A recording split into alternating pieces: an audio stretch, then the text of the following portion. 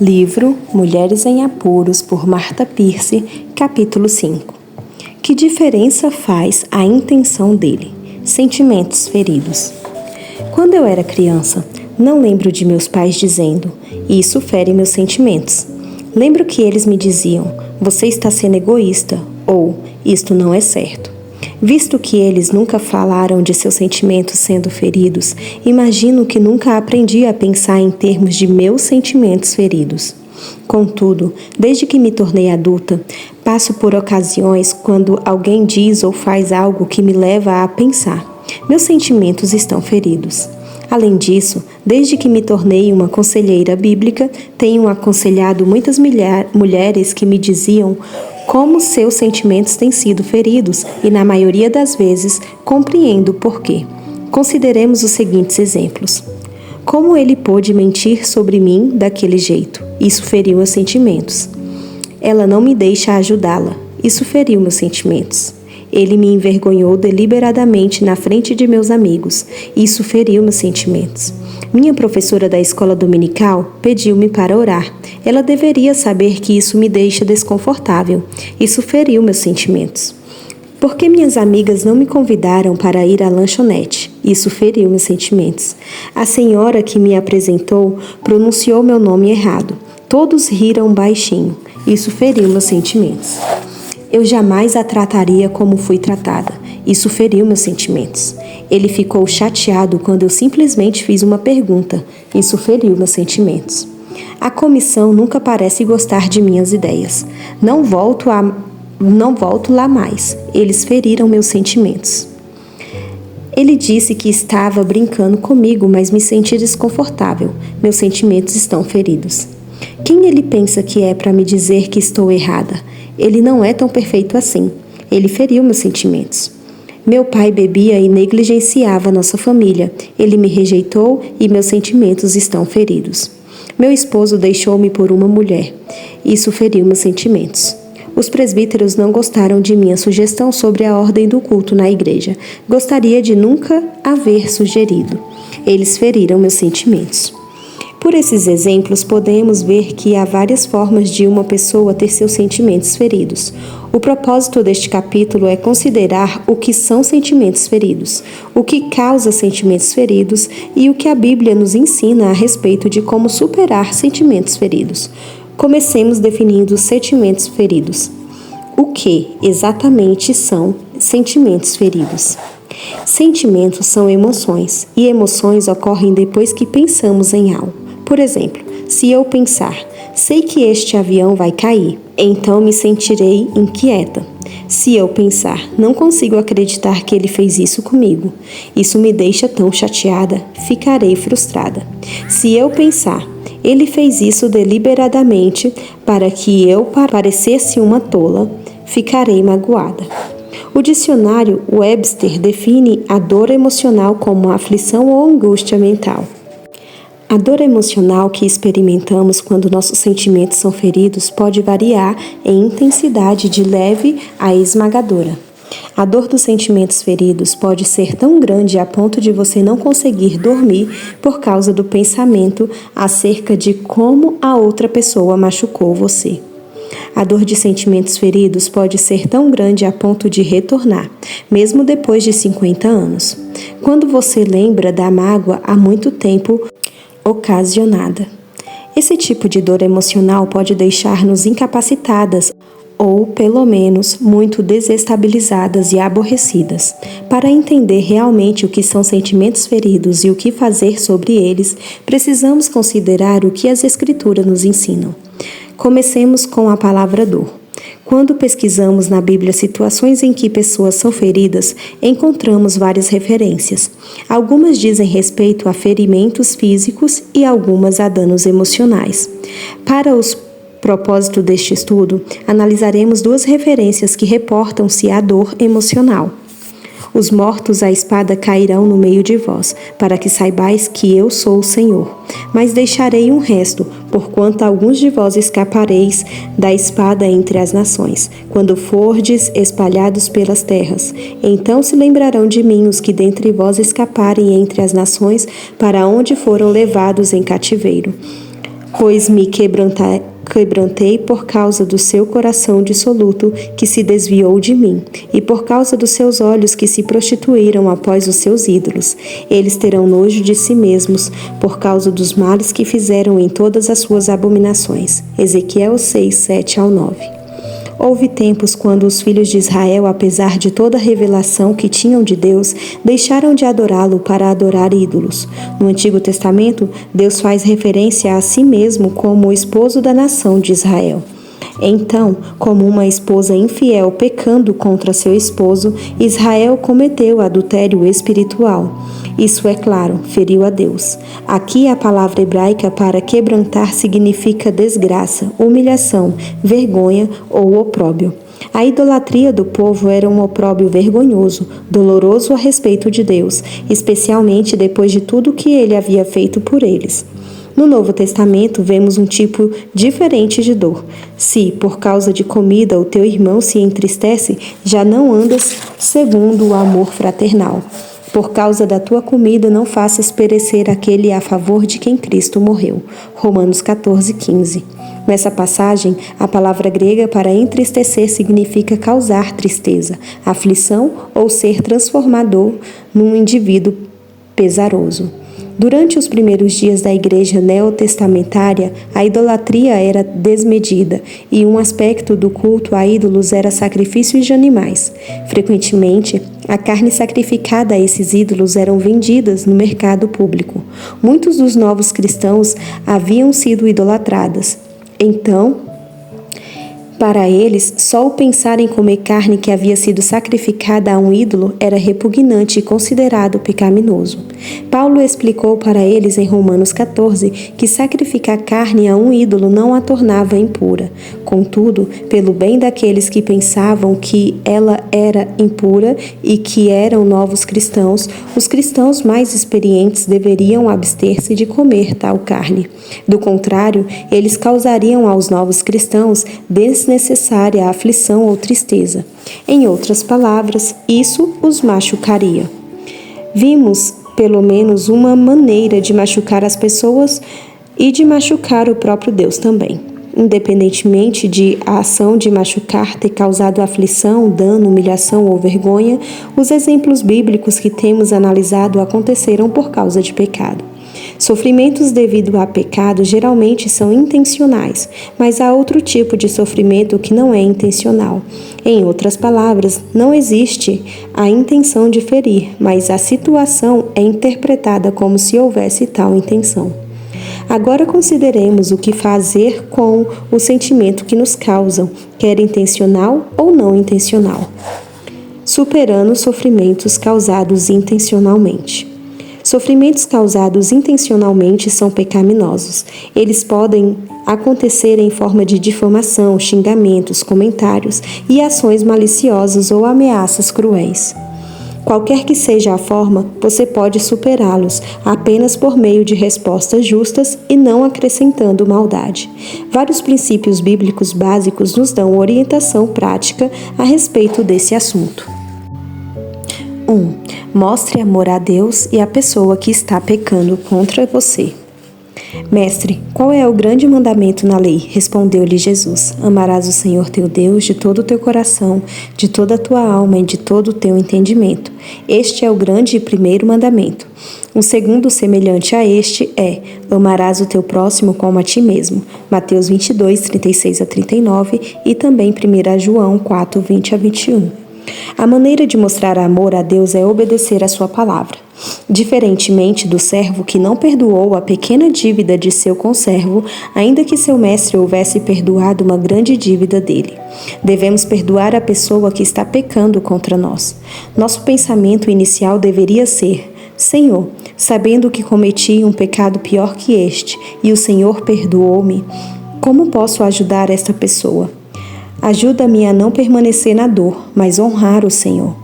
Mesmo no pior caso, quando uma pessoa ataca você verbalmente ou fala de você pelas costas, você pode mostrar amor a Deus e a essa pessoa.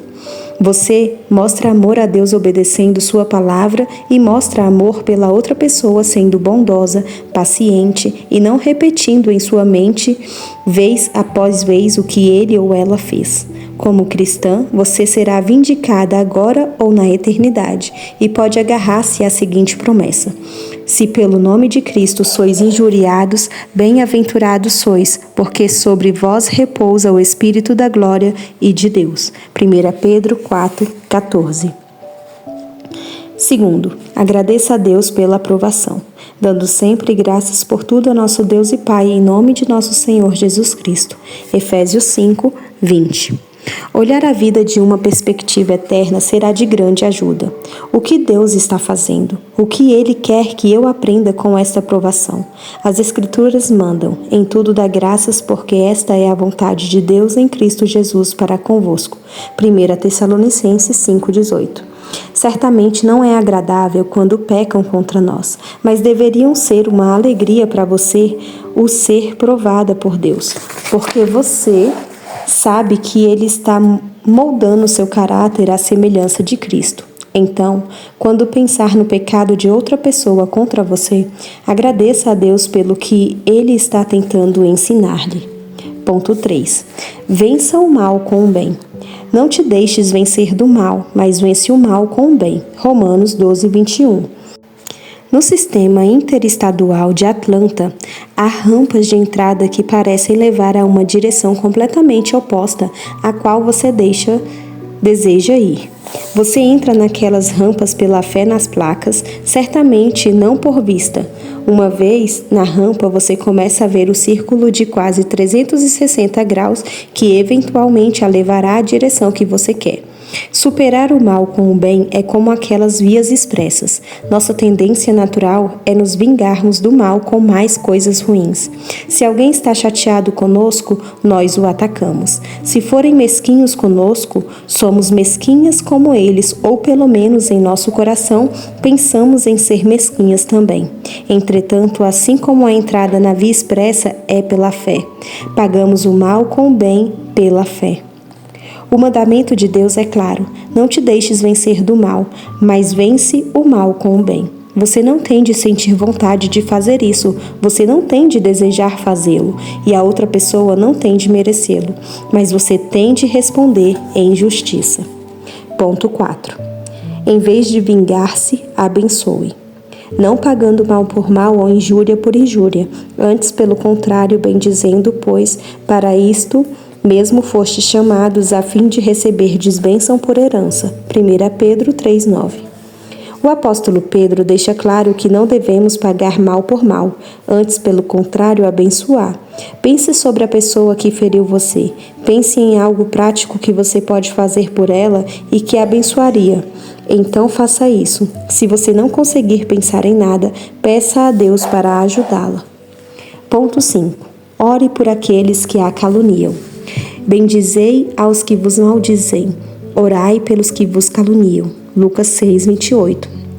No contexto do Sermão do Monte, quando o Senhor Jesus diz, orai pelos que vos caluniam, não acho que ele estivesse querendo dizer para orarmos assim, Senhor, faça chover fogo e enxofre sobre ela, ou mate-o, ou mostre-lhe a mesma dor.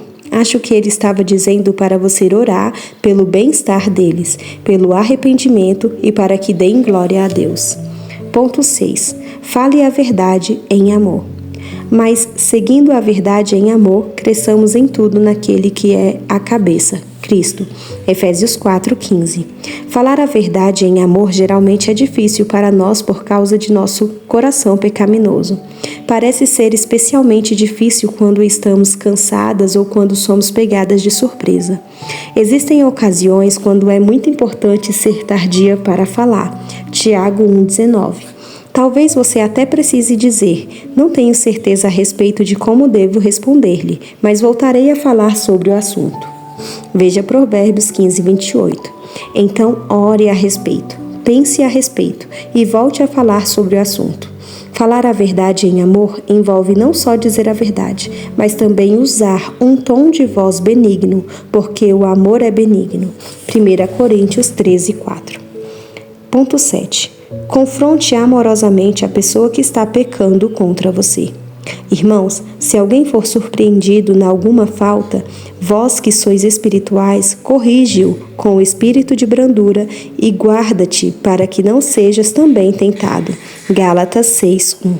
De acordo com esse verso, você deve confrontar o pecado da outra pessoa com a motivação de restaurá-la a um relacionamento correto com Deus e com os outros. Faça isso com gentileza, exatamente como gostaria de ser confrontada, se estivesse fazendo algo errado. Nessa semana mesmo, fiquei sabendo de alguém que pensa que repreensão é algo cruel. Essa pessoa crê que devemos simplesmente orar por alguém que está pecando e Deus cuidará disso. A repreensão não somente não é cruel, se feita em amor, mas também é uma marca de maturidade cristã. Quando tentamos ajudar alguém que está em pecado, o amor não se alegra com a justiça, mas regozija-se com a verdade. 1 Coríntios 13:6. Você pode evitar uma confrontação porque está pensando, não vai adiantar. Ele apenas ficará mais chateado comigo. Em vez disso, seu pensamento precisa mudar para: quer adiante ou não, obedecerei a Deus e mostrarei amor a esta pessoa, quer ela compreenda a repreensão corretamente ou não. Se ela reagir com orgulho e ira, será difícil para mim, mas Deus será glorificado e estarei sofrendo por fazer o que é certo. Ponto 8. Se necessário, envolva outras testemunhas. Se teu irmão pecar contra ti, vai arguí-lo entre ti e ele só. Se ele te ouvir, ganhaste o teu irmão. Se, porém, não te ouvir, toma ainda contigo 1 ou 2 pessoas, para que pelo depoimento de 2 ou 3 testemunhas, toda palavra se estabeleça. E se ele não os atender, dize-o à igreja. E se recusar ouvir, também a igreja considera-o como gentil e publicano. Em verdade vos digo que tudo o que ligastes na terra terá sido ligado nos céus, e tudo o que desligardes na terra terá sido desligado nos céus. Mateus 18, 15-18. O Senhor Jesus deu-nos instruções claras sobre o que fazer quando um amigo crente está pecando. Primeiro você o procura em particular. Se ele arrepender-se, este é o ponto final da questão. Se ele não se arrepender, você deve levar consigo 2 ou mais testemunhas. Seja uma testemunha correta e sincera. Não exagere ou minimize a verdade. Simplesmente fale a verdade de maneira bondosa. Se então ele não se arrepender, leve o caso à igreja. Normalmente, isso significa que você conversa com os anciãos ou presbíteros, os líderes espirituais, e eles investigam o assunto e decidem se prosseguirão com a disciplina da igreja. Nosso Senhor suportou muito sofrimento devido ao pecado intencional dos outros. Também nós, em pequeno grau, participamos, como Paulo escreveu, da comunhão dos seus sofrimentos quando, pela graça dele, respondemos de forma justa. Veja Filipenses 3:10. Ele nos entende e nos ajudará. É um privilégio sofrer por amor ao Senhor e ser usado para a sua glória. Agora que refletimos sobre como responder de maneira bíblica quando somos machucados intencionalmente, voltemos nossa atenção para o sofrimento que não são causados intencionalmente. Superando sofrimentos que não são causados intencionalmente. Sofrimentos que não são causados intencionalmente são pecados das pessoas que interpretam determinadas situações como dolorosas. Em geral, a pessoa que interpreta algo como doloroso é excessivamente sensível, tímida, orgulhosa e egoísta. Seja qual for a forma que o pecado dela tende a assumir, ela deve dar aos outros uma resposta justa e humilde. Em vez de ficarmos ofendidas e magoadas, devemos aprender a dar aos outros o benefício da dúvida. Em Filipenses 4:8, a Bíblia nos diz para termos pensamentos verdadeiros e amáveis. Pensamentos verdadeiros enfrentam a realidade. Pensamentos amáveis presumem o melhor sobre a outra pessoa, a menos que seja provocado ao contrário. Portanto, a menos que fique bem claro que as coisas ditas ou feitas por outra pessoa tinham a intenção de machucar, você deve dar-lhe o benefício da dúvida. Quando você dá a alguém o benefício da dúvida, também mostra amor por essa pessoa, porque o amor tudo crê. 1 Coríntios 13:7. Não julgue a motivação das pessoas. Julgar a motivação dos outros e supor que eles tiveram a intenção de machucar provavelmente é a razão mais comum pela qual as pessoas são excessivamente sensíveis e pela qual se magoam com tanta facilidade. Desde que não possuímos compreensão onisciente, ainda que pensemos ser especialmente perceptivas. Só nosso Senhor Jesus manifestará os desígnios do coração de forma justa. 1 Coríntios 4:5. E até que isso aconteça, somos proibidas de fazê-lo. Devemos estar prontas a nos sentir desconfortáveis a fim de ajudar os outros a se sentirem confortáveis. Nunca é agradável se sentir desconfortável, mas é uma marca de maturidade quando sua preocupação com os sentimentos de outra pessoa é maior do que a preocupação com seus próprios sentimentos. Paulo dá a seguinte instrução: nada façais por partidarismo ou vanglória, mas por humildade, considerando cada um os outros superiores a si mesmo. Filipenses 2:3. Então, quando você estiver desconfortável, diga a si mesma: sinto-me desconfortável, mas mostrarei amor por ela. Se tiver de continuar sentindo-me desconfortável, terei de continuar assim. Agora que explicamos alguns princípios bíblicos e práticos sobre como responder à dor emocional, visitemos novamente a lista no começo deste capítulo e vejamos como responder, dando glória a Deus e mostrando amor a outra pessoa em vez de pensar em termos de meus sentimentos feridos. Conclusão: quando as pessoas ferem seus sentimentos, pode ser que elas estejam tentando machucar você. Se esse for o caso, sua responsabilidade é usar recursos bíblicos para, pela graça de Deus, superar o mal com o bem. Romanos 12:21. Se o sofrimento não foi intencional, mas sua resposta foi pecaminosa, você deve arrepender-se. Em vez de ser excessivamente sensível enquanto se concentra em si mesma, você deve ser humilde e se concentrar em pensamentos verdadeiros e amáveis sobre a outra pessoa. Meus pais estavam certos quando ensinaram-me a não pensar em termos de meus sentimentos feridos. Em vez disso, deveríamos pensar em termos de amar a Deus e os outros. E assim terminamos mais um capítulo. Aqui também nós temos uma lista com algumas ilustrações, por isso vale a pena também comprar o livro. E também temos algumas questões de estudo ao final de cada capítulo. Então, se você está gostando do livro, não esqueça de curtir. E se você ainda não é inscrito, se inscreva no canal. Um abraço e até o próximo capítulo.